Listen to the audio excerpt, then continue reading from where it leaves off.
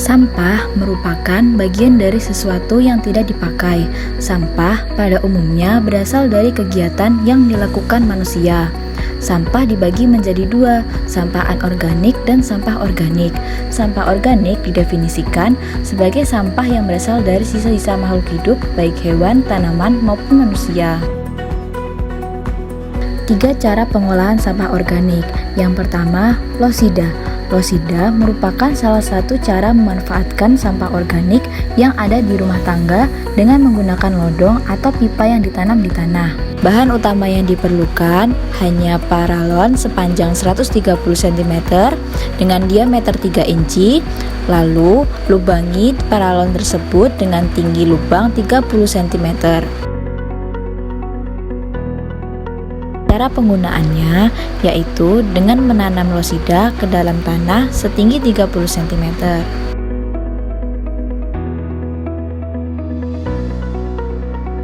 Sampah yang digunakan dapat berasal dari sisa dapur yang kering maupun basah, contohnya sampah buah dan sampah sayuran.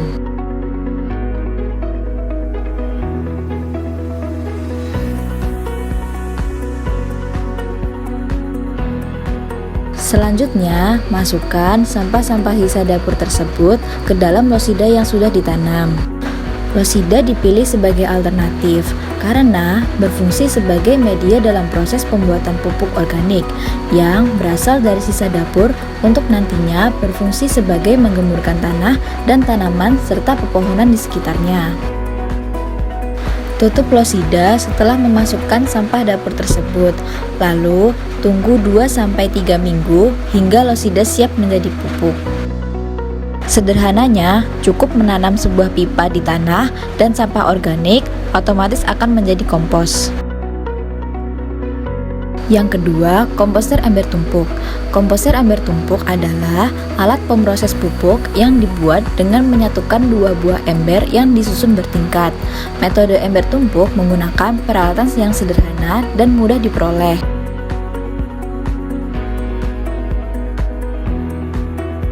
Cara kerja ember tumpuk. Yang pertama, lubangi bagian atas ember pertama. Yang kedua, lubangi bagian bawah ember pertama untuk memasukkan keran.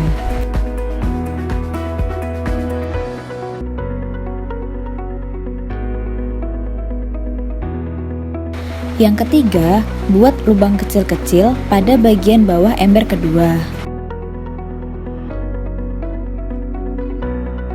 Yang keempat, tumpuk kedua ember tersebut.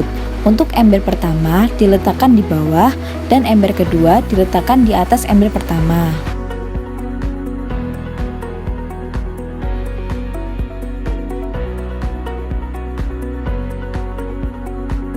Yang kelima, cacah limbah organik yang akan digunakan, lalu masukkan ke dalam ember bagian atas dan tutup ember tersebut.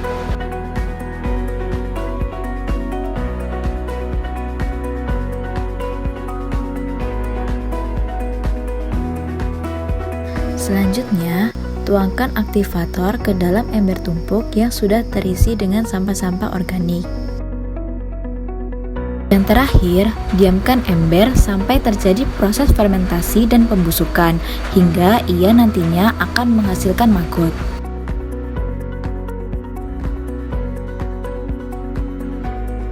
Setelah 1 hingga 3 bulan, selain menghasilkan maggot, akan dihasilkan juga air lindi di bagian ember bawah.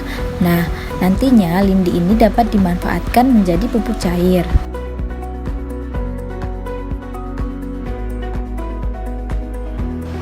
Yang ketiga, komposter bag.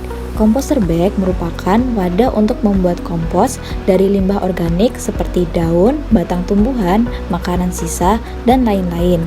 Komposter bag ini memiliki bentuk silindris seperti tabung. Ukuran dari kompos bag bermacam-macam, dari yang kecil, sedang, hingga ukuran besar. Nah, kompos bag terbuat dari plastik HDPE yang memiliki banyak keunggulan, diantaranya yaitu anti UV tinggi, kuat dan tahan lama, dan dapat digunakan dalam jangka waktu lebih dari 5 tahun. Alat dan bahan yang diperlukan yang pertama, sampah sayur, kulit buah, daun-daunan, dan sampah organik lainnya. Yang kedua, tanah yang gembur. Yang ketiga, aktivator jika dibutuhkan. Cara pembuatan komposter bag. Yang pertama, isi tanah terlebih dahulu kurang lebih sebanyak 10% dari komposter bag. Setelah itu, isi dengan sampah organik dengan perbandingan 1:1 dengan tanah sebelumnya.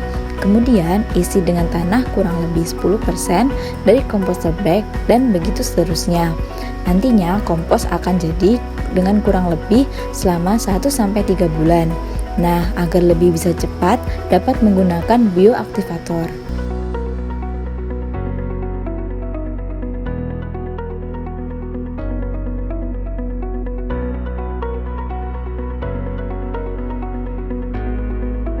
Manfaat dari pembuatan komposter bag yaitu yang pertama, untuk mengurangi sampah organik di tempat penampungan sampah. Yang kedua, untuk mendaur ulang limbah dapur.